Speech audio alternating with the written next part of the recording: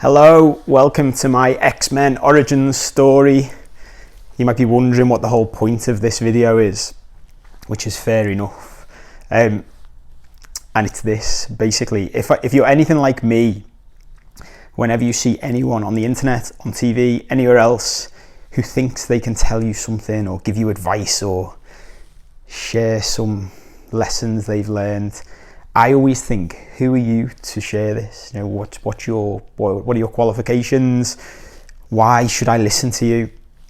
So I think it's only right that now that I've launched this channel, I did the same when I wrote a book last year, I share why I think that. I always remember a client I worked with last year. I was working with the CEO of this company, and we chatted things through, and the work had gone really well, and he said it'd be really good for you to work with the team as well. So I started working with some of the team members, and there was a young lad who decided to have a session with me, which was fair enough. But he came into the session, and everything about his body language was just a challenge from the start. So he sat with his arms folded.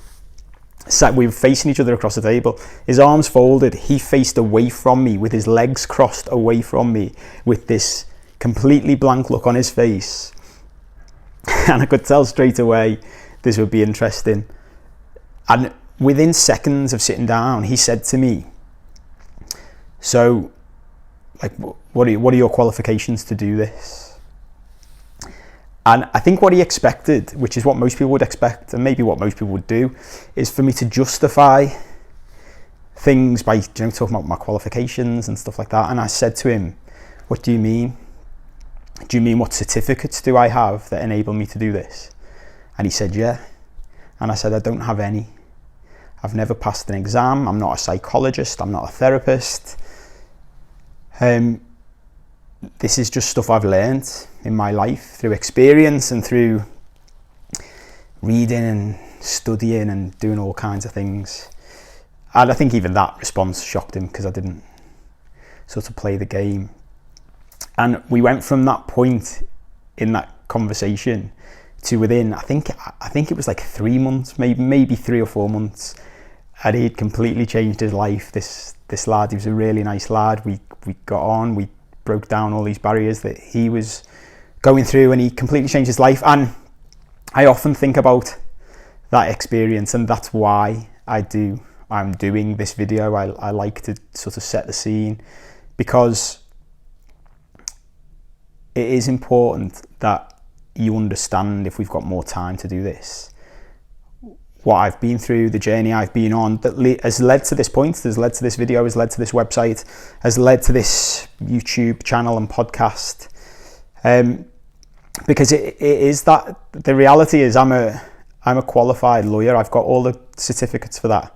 I've got a degree, I've got a postgraduate qualification from law school, and did the qualifications to become a certified lawyer, and I am as qualified to do that as you can be to do anything, I suppose.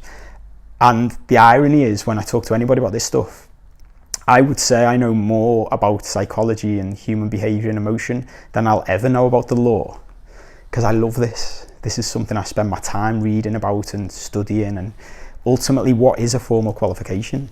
A law degree is reading 10 books a year for 3 years and then doing some exams. I've read well more than 10 books a year for 3 years about these topics, and I've just never done an exam. So you'll have your own views on what that means and whether that means I can talk about this stuff. But I'll share my story.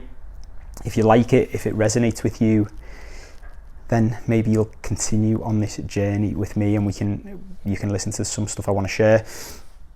I want to say as well from the start that what I've noticed over time is what loads of people who write books, especially about their life journeys, and people who want to share stuff, they started out with a really traumatic background. They started out with a traumatic childhood, with abusive parents, drugs, alcoholism, maybe even sexual abuse, and their stories are ones where they've completely transformed their lives. It's rags to riches, and those stories are always massively inspirational and incredible to listen to, and fair play to the people who go through those journeys.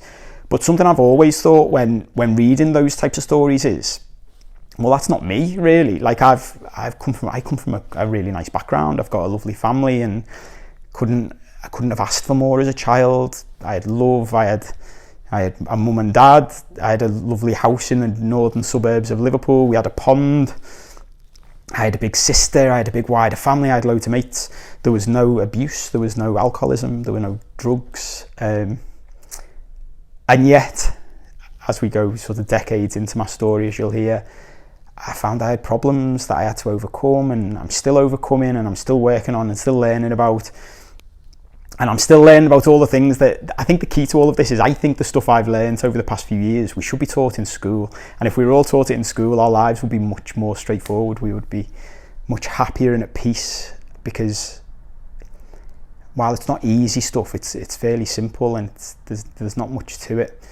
But I think it's important to say that, because obviously the vast majority of people I've ever met and I've ever come across, and maybe this is you, I've got a fairly normal background, you know, with it, everything's on a scale, it's not black and white, but generally speaking, people are from a nice home, and they had a mum and dad or parents or people who raised them in a nice way, and they went to school and they had opportunities.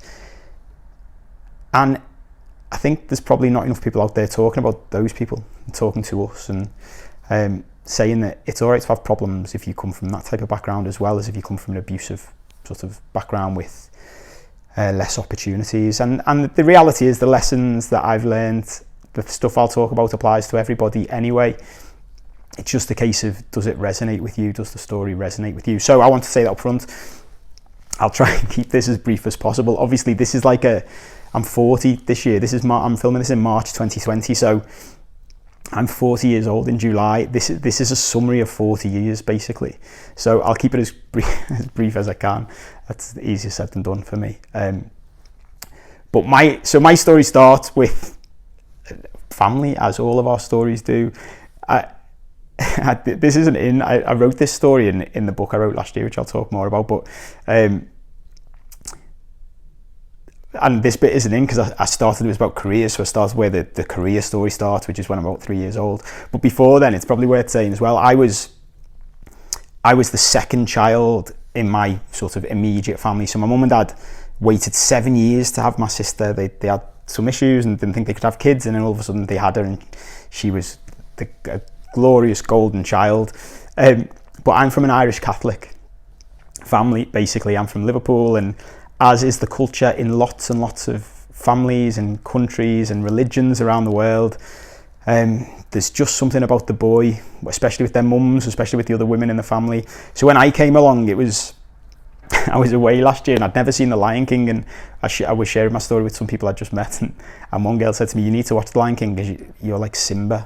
And whenever I see the scene now of, you know, when Simba is born and they sort of present him at the cliff edge, at the mountain edge, I always think that's a bit like when boys are born, I think, into Irish Catholic families, and families like Irish Catholic families. It's like, here he is, he's the golden child, the saviour. But simultaneously, and this is the sort of duality in life that I've come to learn so much about in recent years. It's incredible how often this comes up. At the same time that was the case, so, you know, I'm born as sort of the golden boy. At the same time as that, I always remember growing up with stories that my sister was a little China doll when she was born. She was beautiful and perfect and all of this. And when I was born, the phrase was something like, it was just a joke story as I was growing up. We've all got these type of things. I looked like a little pig. You know, I had too much skin for my body. I was really long. I was too long for my mum's womb, so my feet had bent over inside, and I'd kicked her sternum out of place while I was inside, her breastbone. And my dad said, he just looked like a little pig compared to the story about my sister, and she was a little angel. So that's how my life started, and I came bounding into the world. And I had some health problems when I was little, and then we went through. But then to jump to where the career story starts, I was 3 years old. I used to love cars. I used to be one of those kids who had, you might remember this depending on your age, one of those mats with sort of like a city drawn on it, and used to drive around with your little toy cars on it. I had a big white bucket at home full of hundreds of little sports cars. And I'm sitting in the back of my dad's car, and we're driving along. And back then, this is way before iPhones and way before handheld computer games. So when I was a kid, maybe you remember this as well, depending on your age, I used to have this little steering wheel that used to stick to the window. So it was like I had my own little dashboard. So I used to sit behind my dad like I was driving the car. And this one day, we pull up at traffic lights and a black Porsche pulls up alongside us. And I say, whose is that car? And my dad says, it's our lawyers, it's our solicitors. And I said, okay, I want to be a solicitor then. And that was it. That's the story. That's how my career started. And the kicker to all of that is I don't remember it. I don't remember that any of that happening. All it was a story told to me by my family on loop as I grew up. And I always say now, if you've seen the film Inception with Leonardo DiCaprio, anyone who doesn't believe that's possible, you just go into any family where the parents have done anything in any way subconsciously to suggest to the kids what they should do for a living. I was incepted at 3 years old with the idea of being a solicitor. So I was that kid growing up who always knew what he wanted to do. I was the one in school who people were jealous of, actually. It was like, God, I wish I knew what I wanted to be, because I was certain I want to be a lawyer. I used to get rolled out, and at family parties people would say, oh, Paul, tell everyone what you want to be. And I said, I want to be a solicitor. And the kicker back then was I was a really quiet kid. I was really shy, and I couldn't even say it properly. I couldn't say solicitor properly back then. I still struggle now. Maybe that's a throwback to being a child. But that was it, you know. And every time I said it, everyone would react like, whoa, wow, this is brilliant.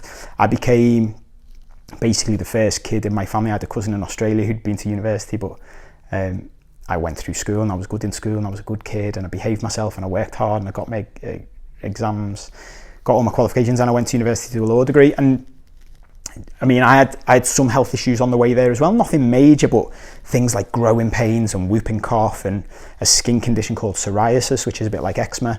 And then when I was 17, so I was in the middle of, in Britain, the A-levels, so you do GCSEs at 16, and then between 17 and 18, if you go on, you do A-levels to go to university. And I was in the middle of doing my A-levels, and I started developing a stiff neck. And I remember complaining about it, so my dad took me to the doctors, and I remember sitting in the doctors with my dad, and the doctor saying, it's because you're revising too hard for your exams, so you're huddled over, and that's why you're getting a stiff neck. I remember sitting there thinking, that's bollocks, like I'm not revising at all, really. Like I was a proper like last minute crammer when it came to exams. So I remember I used to have in my mum and dad's house, in the front room, they have a dining table, and I used to sit there with all my stuff spread out on it. And my dad would be at work all day, my mum would be out, and I'd see her coming in, and I'd just be sitting there messing around, doing nothing. And she'd come in, and I'd start pretending to revise, and then she'd come in and say, oh, you've been working too hard, have a break, I'll make you some food, watch some telly. And I'd be like, oh, okay, thanks, mum. And I wasn't really doing anything. So when the doctor said to me, it's because you'd revise, and I was like, I'm not sure that's true. But anyway, that filters into stuff later on. I go through, I get my A-levels, I go to university, I start my law degree. I don't really like it. I was always a maths and science kid, really. Again, duality. I was a maths and science and art and creativity stuff. I used to love doing art, which I wasn't allowed to carry on doing. When I wanted to do a law degree, they wouldn't accept it as a real qualification. So I had this maths and science background, and then went to university to do law, and I just always remember from the start being like, oh, I'm not really into this. Like, I used to like the idea of maths is that there is an answer. So you add up this and this, and it's this, and you're either right or wrong. And you go to law, and it's completely different. There are no answers. It's all about concepts and arguments, and well, it could be this or it could be this. And I didn't particularly enjoy it. And then we got to the middle of the degree, so I'm about 19 years old, and I'm sitting in this. I went to Liverpool University, so it's an old red brick university, old classic university in Liverpool. And I'm sitting in this tutorial room, and they basically, we got to a point where you've got to start applying to law firms to get a training contract to become a trainee solicitor and then qualify later on. And law firms started sending people in to talk to us, trying to encourage the best people to apply to their firms, obviously, and they were telling us how we would apply. So I'm sitting in this tutorial room. It's about 20 meters long by 10 meters deep. There's probably about 30 or 40 of us in there, sitting in a U shape. At the time, I was going through a very particular stage of style in my life. So I was dressed in a full tracksuit. I had a shaved head. I was wearing gold jewelry. Probably very much not what they were looking for to join the law firm. And I always remember this young sort of young cocky lawyer he must have been mid-20s then. I was 19, so he seemed a bit older than us, and he was telling us all about how we would apply to their firm if we wanted to get a training contract. And I always vividly remember this. He said you'll be asked one specific question when you come for interview, and that is why you want to be a lawyer, why you want to be a solicitor. I remember sitting there thinking, I've got this nailed. I've known since I was 3. And he said, there's one answer we won't accept. Only one answer. And then he paused. And I remember feeling like that pause went on for a lifetime. And then he said, we won't accept that you've always wanted to be one. That's a cop-out. We need to know why. And I remember thinking, bang. It was like someone hit me around the head with a bat. And my head started spinning. And I went home that night and I was thinking, shit. But that is why. And that was the first time I unpicked this story. I unpicked this story about my dad in the car, and I don't even remember it. And it's bullshit. Like, actually, if my dad had have said to me when I asked him about the car, well, you can do anything to have a black Porsche, mate. Like, there's loads of jobs you can do where you'll make enough money for that. I wouldn't have been a lawyer. I wouldn't have even known what one was, probably. And it just really sent me into a spin, and I didn't know what I was going to do. And I was in the middle of my second year of a 3-year law degree and thought, I'm going to quit.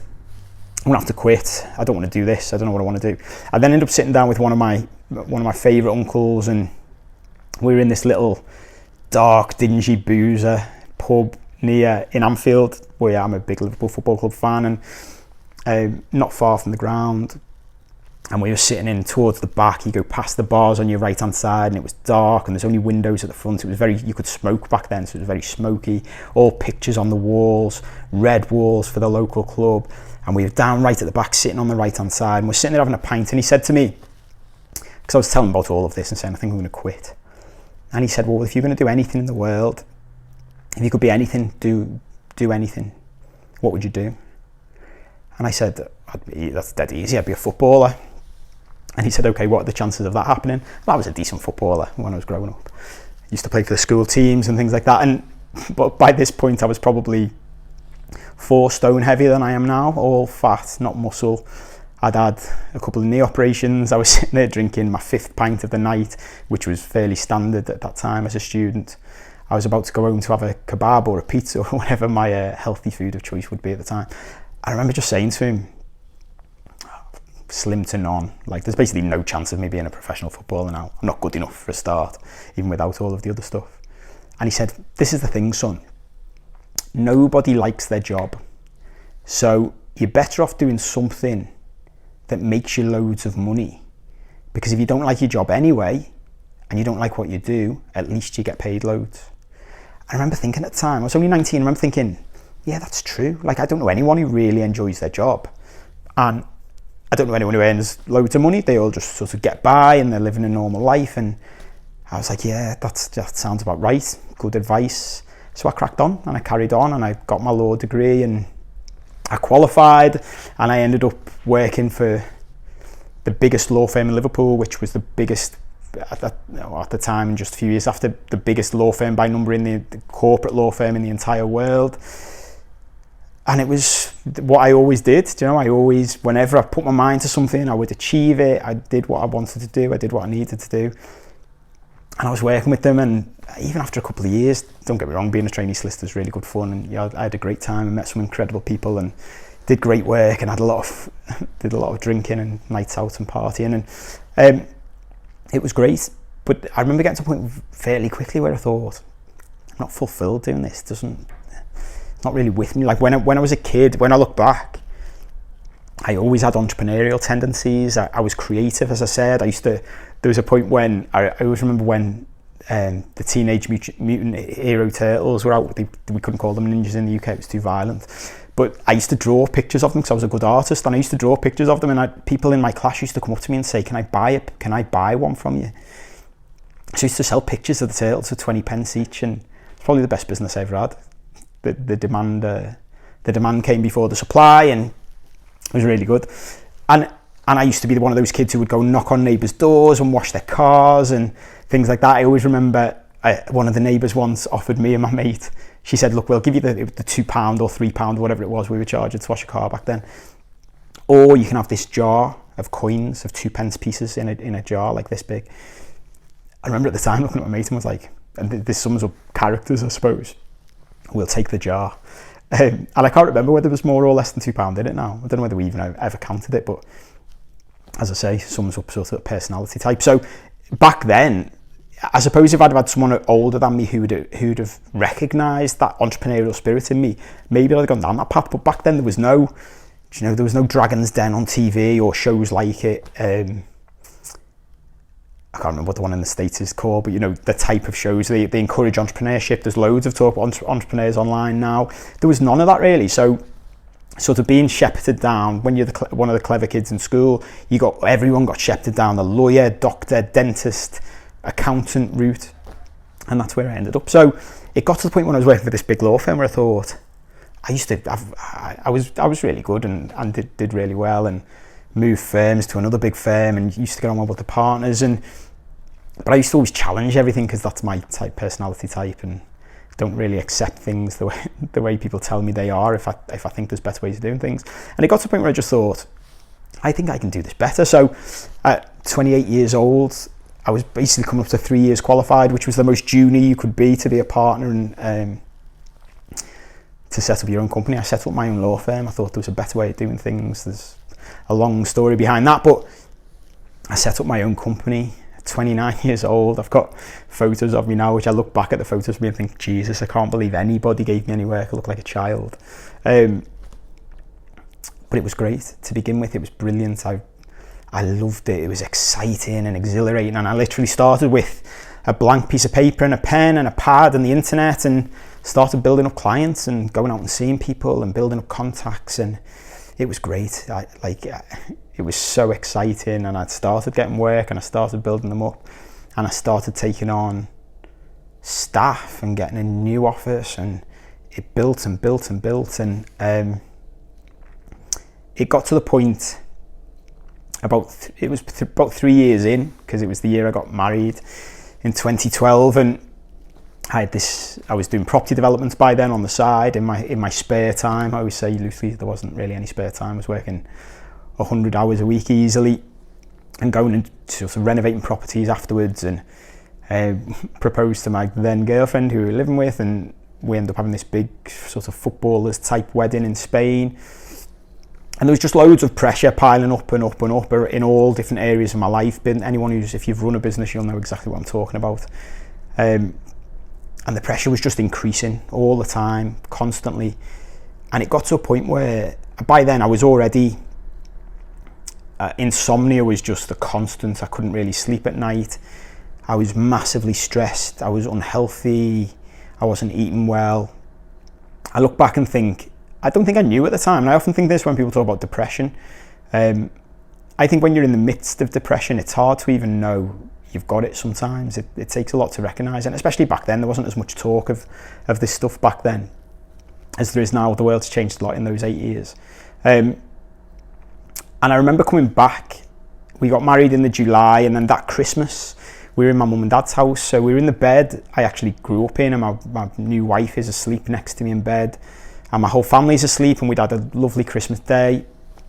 And I'm just lying there wide awake as usual, and I'm miserable and not happy at all. And to the outside world, it looked fantastic. Like it genuinely looked like I had everything that people say we should have and we should want to make us happy. I had this great career. By then I'd got a great sports car that I'd always wanted. I had a beautiful wife. I had a loving family. I had my own company with a city centre office with glass walls, and we had some incredible clients that even big law firms couldn't believe that they were my clients and not theirs. And I had a beautiful home, big city centre apartment. So to the outside world, it looked great. Like everybody at the time, I was sort of your typical pride and joy of a child as well. I was held aloft to other people's kids as the example you should follow. Why can't you be more like Paul Cope type thing? And there's me lying awake Christmas night 2012, just miserable, depressed. And I remember lying there and scrolling through my phone, because that's what we do when we can't sleep. We shouldn't really, but scrolling through my phone and looking at books, because I used to read loads of personal development books at the time, and I came across a book called The 4-Hour Workweek by a guy called Tim Ferriss, and I'd heard of him because one of my mates had recommended another book of his, which was A 4-Hour Body, a couple of years before that, I think. So I saw it and I started reading through it, and it really struck me. I've often said since then that there's a saying that when the student is ready, the teacher appears, and I just completely believe that. The number of times I've recommended that book to other people since, and they just don't like it, or it hasn't hit them, and I always think it's just because of a timing issue, really. It's the same with anything we ever read or listen to or learn. So I got this book and I started reading it, and then I was due to go on honeymoon a week or so later. So I bought the hard copy and I took it with me. I remember reading it on the beach. And people always say to me at this point, I can't believe on your honeymoon you were reading a business book. And I always say to them the same thing. I wasn't reading it out loud. Like, I was reading in my head. I'm a grown-up. So it didn't matter to my wife whether I was reading Harry Potter or something else. It was just quietly sitting there reading this book. And it was incredible. I remember the shift. The book is all about how, in a nutshell, you don't need to live this sort of traditional life. You don't need to work your bollocks off. Like the way we've been programmed over the years is just a bit flawed, really, in the modern world. And I came back from that and I started completely redesigning my life, completely redesigning my business. At the time, I remember sitting there thinking I was sitting on the beach reading it and thinking, God, I've only got a law firm because I was a lawyer who wanted his own company. But actually, if I was going to do anything from scratch, what would I do?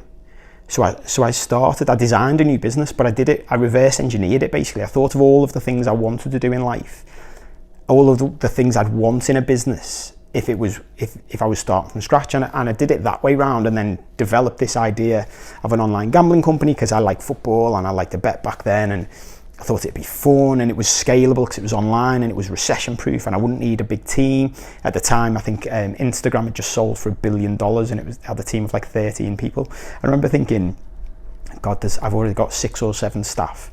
I don't think there's a law firm on the planet worth $1 billion, and I could have 100,000 staff and it still wouldn't be worth that. And so I developed this business, and it turned into this online gaming company, and I tested it and I got some seed investment, and then it went quite well. So I got sort of a big private equity investment from a few people. So at this point, I'm running a law firm still that I wasn't happy in. I'm doing property development, and now I've got an online company that I'm all running at the same time. I've got the stresses of home life, as everybody does, and this all sort of featuring together. And again, there was excitement around the new business, but linked with everything else, it was just, I look back now and think, I don't even know how I survived that period, to be honest. And I think more than anything, it's hard to nail the years now when I look back, because it's all sort of turned into a bit of a blur. But by then I'd been diagnosed with, in my early mid-20s, a couple of chronic illnesses. I had Crohn's disease, which is a bowel condition, and my neck condition had been diagnosed with something called ankylosing spondylitis, which is a condition that causes your spine to fuse, and inflammation of your joints. So I was on serious medication for all of this at the same time as doing all of this other stuff. I always remember, actually, I don't even know what year this was, but in the middle of all this, I remember once a year the hospital used to put an event on for people who were suffering from Crohn's, and we went and we were watching people getting up one at a time, talk about the ways in which it was affecting their life and how it was stopping them doing stuff. And my wife turned to me and said, she might not have even been my wife then, I can't remember. She said, "These people have got what you've got." And I was like, yeah, they've just got one of the things I've got. I've got ankylosing spondylitis as well. And she was like, "But you're running 3 businesses basically, and they're saying they can't get out of bed." And I was like, "I know, like maybe they're not as fortunate as me, or the drugs I get are, keeping me going, whatever it is." But I look back now and think I was fucked. Like I was in a bad way. And at the time as well, I don't really talk about this stuff, but there was a period, probably a couple of years in the middle of all this, and again, I don't know when it was, but I think you'd technically call it suicidal. I was ready for it all to end. if I'd have been killed, I'd have been relieved. And the reason I say I sort of technically call it suicidal is I always remember thinking I couldn't kill myself, because if I killed myself, I might as well go and shoot my family first, because it would kill my mum and my dad. And I don't have any kids, but I've got a niece and nephew, and I always remember thinking I couldn't give them that example. What if they're depressed when they're older and they think, you know, their Uncle Paul, he killed himself, so why shouldn't they? And so I used to sit there, and the other thing was I knew that I had a lot of debt at the time from building these businesses and all the stuff I was doing, and I knew that your insurance doesn't pay out if you kill yourself. So I was insured for a lot of money back then because of the businesses and my health conditions. I'd sort of ramped up my insurance, and I remember I used to sit and plan ways in which, not that I would kill myself, but I could be killed and end it all, basically, and think about the steps you would have to go through to get someone to kill you so it looks like a murder, and your insurance would pay out, and it would be, you know, it would be tough for your family to take, but at least it would be better than having killed yourself. And I look back now at all of that and think how dark that time was. And again, it's, you know, there's a lot of blurred times in this, but I remember getting to a point where physically, I mean, I had these physical conditions I'd put up with for years, which I just sort of accepted as being sort of normal, I suppose, with chronic illnesses. But I got to the point where I vividly remember for months, my whole left arm, I couldn't really feel. It was like, it was tingling and numb. And I remember walking to the match one day to watch Liverpool with a couple of mates, and lads my age all around the world, probably men generally, we're not great at talking about any of this shit and health stuff and anything like that. And we're not. Our job usually is to take the piss out of each other and make each other laugh. So even with stuff like this, we didn't really talk about. But I always remember saying to them, just mentioning this, my arm was sore and numb, and even they said to me, "You need to get that looked at, mate." And I remember thinking, God, if my mates are saying that, then maybe I do. And I vividly remember this as well. I had a conversation with my wife, and she said, please go to the doctors, please go to the hospital. And there was a non-emergency number in the UK at the time. I don't know whether it still exists, and you could phone. So it wasn't like an emergency 999 call. But I sat on my bed and I phoned this number and I spoke to this woman, and I still remember her voice now. It was like speaking to one of my aunties, and I explained everything that had been happening. I explained my lifestyle, and I explained this thing with my arm. And she said to me, okay, son, I want you to put the phone down and stay where you are. I'm going to send an ambulance to you right now because you need to get to the hospital. And I remember saying, fucking, like, don't be ridiculous. Like, I've had this for ages. You don't need to waste an ambulance on me. There's people who are dying out there. Send the ambulance there. And she was like, that's the point. Like, you are high risk. You need to get to hospital. And I ended up negotiating with her. I remember my wife was sitting outside, so she came running in. And I was like, I'll drive myself to hospital. She was like, you can't drive. Do not get behind the wheel of a car. You shouldn't have been driving for months. And my wife was like, well, I'll take you. And so the woman on the phone said, okay, go to the hospital, city centre. It's only 5 minutes from where I lived at the time. And we went in, and you'll have experienced hospital emergency rooms, accident and emergencies, depending on where you are. And you go up to the desk usually, and you check in, and then there's a triage room, so they decide who's the most important, and you go and sit and wait for everyone, and then you're usually there for hours in city centre hospitals where I'm from. And I'll always remember we went in, and I gave my name, and the woman I'd spoken to on the phone had obviously phoned ahead, and instead of sending me to the right where everyone else was sitting, they pointed at the door to my left and said, go through that door. And I went through this door, and there was a bed waiting for me, and they sat me on the bed, lay me down, and strapped me up to an ECG machine straight away to test my heart. And it was a massive shock to the system, because I remember thinking, wow, this must be serious, and I've been ignoring this for a long time. And there was nothing wrong with me then, and it was all clear. But one of my uncles who'd had a heart attack said to me a couple of weeks later, yeah, the problem is, though, they can't actually test it. That's what he learned anyway. He said they can't necessarily test whether you've had a heart attack unless you're like in the middle of having it, or it's just happened, so you don't know. And I was like, right, I remember thinking, like, fucking hell, something's got to change here. And my life in these years was extreme. One of my best mates said it to me once. He said, like, everything's always been extreme in your life. You're working 100 hours. If I went out, I would stay out the latest. I would drink the most. I would party the hardest. I had the most stress. And I remember one day just lying in bed again, another day of lying in bed and thinking, how the fuck has this happened? Like, I've managed to build a prison around me. I've built it. Like, it's my own company, my own businesses, my own life, and I've done this. I can't blame anyone else. And that was the breakthrough. That was the first breakthrough moment, because I thought to myself, well, hang on. If I stop moaning about it and take responsibility, if I built the prison, I've got the blueprints to take it down. So I can take down my own prison and build something else in its place.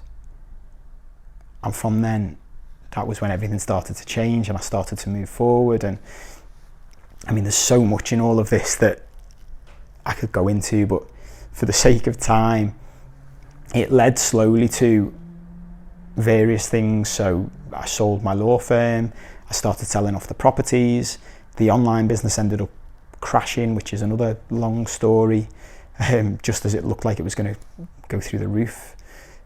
I ended up getting divorced, separating from my wife, because there were problems in that relationship on top of all of the stresses with business and everything else. And I came out the other side and I was doing consultancy work for the law firm that I'd sold my law firm to, and that was keeping things ticking over. And the one thing I've not mentioned through all of this actually was I used to suffer from really, really bad anger explosions. Not often, I think, and I think one of the things most people who knew me or have ever known me would probably say I'm a fairly relaxed character most of the time. But just every now and then, maybe once a year, I would feel this. It would build up over time, so I could feel it. I used to think it was literally where the saying, the straw that broke the camel's back. That's what it felt like. So over time, it was like straws were just being added to my back. And then it would get to a point where I would just snap, and I would have this, it could be anything that would trigger it, and it would go from my toes to my head like a volcano erupting, and I'd just explode, and I'd throw a glass at a wall, or I remember smashing a guitar once, and over time I'd done different things to try and manage it and to get it under control, and I thought I had, and then through the back of all of this, something else happened, another incident, and I just remember thinking, I've got to do something about this. Like, no matter, I've stripped all this other stuff away, but there's still something inside me that is an issue. And around the same time, I'd stopped drinking beer because of health reasons and to try and take gluten out of my life to deal with the autoimmune conditions and the inflammation in my body. And I'd started drinking, and again, this is part of my extreme personality. I'd started drinking straight vodka as my drink, so I would just drink straight vodka on ice with lime, and we were away for a European final with mates, and we'd been drinking all the way through for 2-3 days, and we're in this park on the day of the game, and everyone else is getting beers, but I don't drink beer, so I was already drunk from the days. We'd been flying, literally and figuratively flying for days, different nights out, and I said to my mate, "Oh, get me a bottle of vodka." So I remember standing in this park in Kiev, drinking vodka out of a bottle, and that was my personality, that was my character, that was all part of the game, and mates were loving it, and it was funny, and blah blah blah. And I just always remember vividly, one of my mates' mums and dads were there, and his mum came up to me and looked at me in the eye and said, "Are you okay?" And at the time I was like, yeah, I'm fine. I'm not just okay, I'm flying, I feel great. I'd shed all this weight and all this stress and all this pressure from previous years. But in the months that followed, I remember thinking to myself, or probably just the weeks that followed, I'm not okay, like it's not okay to drink vodka out of a bottle in a park. I don't care what the background is and what led to it and what the steps were. It's not okay, and these anger things. And I took a decision then which is one of the biggest decisions. I'm bearing in mind I've made a lot of big decisions in my life. I made the best decision I've ever made, and I started to see a therapist. I went to see a psychotherapist and started talking to him about all of this stuff, and just mainly the anger thing and other triggers behind it, which I'll talk about in the future. But I'll always remember, I picked him specifically because he was really well qualified, but his background was similar to mine, and he was older than me, but he was a Scouser. He was from my city, so I knew I hoped he would be a straight talker, which is what I needed. I needed someone who I could respect and would tell me how it was. And after a couple of sessions, he said to me, Paul, this is like, because I was telling him all about leaving my wife and my businesses closing down and selling my businesses and losing a business and all of these different things. And he said to me, you're talking about these things like you've just gone to the corner shop. Like, how do you feel? When you tell me about this stuff, how do you feel? I remember I answered the question and he said, that's not how you feel. That's how you think. Tell me how you feel. And I said to him, I don't know what you mean. I don't know. And what I learned was, I'd been through my life from when I was little, and this is what most of us do without realising it. I'd been shutting down my emotions to deal with different elements of life and stresses and strains and health and all of this stuff. And I'd been burying it for so long, and all of this other stuff was a character that had developed on top, the ego, which I've learned so much about in the past 2 years, and was all a coping mechanism, was all a way of dealing with life, with dealing with things that emotionally I couldn't deal with, which is what lots of us do. And over the months working with this guy, it was, as I say, the best decision I ever made. And it got to a point where I realised, I was walking my dog in the park one day after I was seeing this guy every week. I was reading up on this stuff and watching YouTube videos and doing all the stuff I would usually do. And I just had this massive breakthrough one day that I just didn't expect. And I used to see it in my family and could never see it in me. But what I realised was, all of this stuff was layered on top of the fact that I had lots of insecurity and self-esteem issues and basically anxiety and fear running through me that I'd never acknowledged and had always suppressed. And as I say, this character I'd built on top, the armour I'd put on, the addictions that I'd got, which were basically drinking and stress and attention even. There were so many things, working long hours, all were as a result of this thing, all as a result of the deep emotional and psychological things that had never been dealt with over the years and had layered upon layer upon layer. And that breakthrough was huge. Like, literally from that point, it was like everything fell away, like the weight lifted off my shoulders. I didn't need to drink as much anymore. I didn't need to go out and party all night.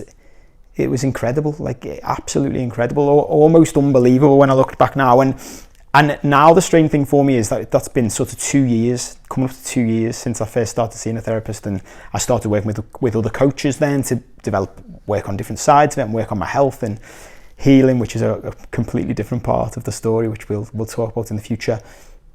But the whole point of it was figuring out the root causes of all these things. I'd started working with, off the back of all my businesses, different things, that what I'd started doing with my business life was working with business owners, because I had such a vast array of skills and experience from my business life. I'd started working with business owners and helping them solve root causes of problems in their businesses. Then I wrote a book for people on how to change careers, which again did a similar thing. And what I realised was all of my life has been about helping people to solve root causes of problems. That's what I've been doing for a long time without realising it. And where I've got to now in my own life is figuring out what the real root causes of all these problems are. And all of the stuff I've figured out, all the stuff I've learned, applies to everything. It applies to our careers, it applies to our businesses, it applies to our personal lives and our relationships. And what I've realised is, once you unlock all of these things, once you really get to the root causes, that's where the gold dust is. That's where you go from this feeling of, I'd always felt like no matter what I did, it was never enough. No matter how much I achieved, no matter how much money I made, it was never enough. There was always just something missing inside. It always felt like there was that last piece of the jigsaw that I had to find.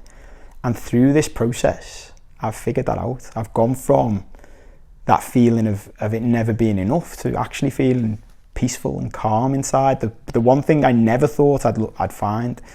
And I think the one thing that we don't actually talk about, we talk about happiness, and I think that's the wrong thing to talk about, because even at my darkest times, even at my most depressed, there were times when I was happy. There were times when I was exhilarated and thrilled and all of these things, but I was never peaceful. I was never content. I never looked around me and thought, yeah, this is great. Like, this is how I want my life to be, as an internal feeling. Maybe you feel like that. Maybe you felt like that over time. And it was really interesting because a few weeks ago, a mate of ours, of my group of mates and mine, and who's a bit older, said to me, we were on night out, and I could tell he was worried about me, and he said to me, but are you happy? And I gave him that answer. I said, it's the wrong question. Because the thing I am now is at peace. I'm good. Like, I'm okay. And I think that's the key. That's what I've realised. That's the key to all of this. And that's what I'm going to talk about. That's, you know, all the stuff I've learned on this journey. If I do have an X-Men superpower, something I've always been good at is taking complex stuff and turning it into sort of easy to understand concepts and explaining things in a way people like.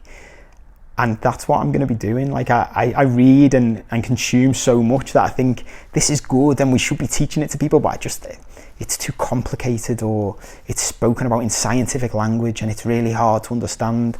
And actually, if we explain it in stories or in easier to understand ways, it'll help more people, and we should be teaching it to kids in schools, because this will change their lives. And that's the point of all of this. That's what I'm going to be doing. I'm going to be sharing my stories. I should say as well that I am by no means at the end of this journey. I am not going to share any of this stuff from a position of me thinking I've got everything figured out, because I absolutely have not. I am still learning stuff on a daily basis. I am still having breakthroughs, daily, weekly, monthly. I look back to 6 months ago when I first started thinking about launching this, and I've learned so much since then. But the beauty of doing videos and regularly writing blog posts and things like that, and podcasts, is as I learn new stuff, I can share it with you. As I realise that something from the past might not have been what I thought it was, I can share it with you. And that's the plan. That's what I'm going to do. I'm going to share everything I continue to learn. I'm going to speak to as many people as I can, experts in different fields. I'm going to speak about all of the different elements of this stuff that I've learned from seeing therapists and coaches and being in this world now for a couple of years. And I hope it'll help. I think it will help. If any of that story resonates with you, I'm pretty certain it will help.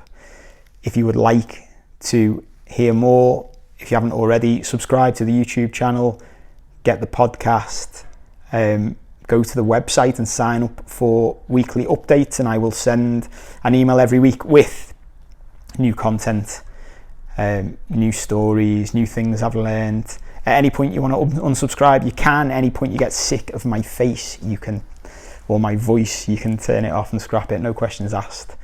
And that's it.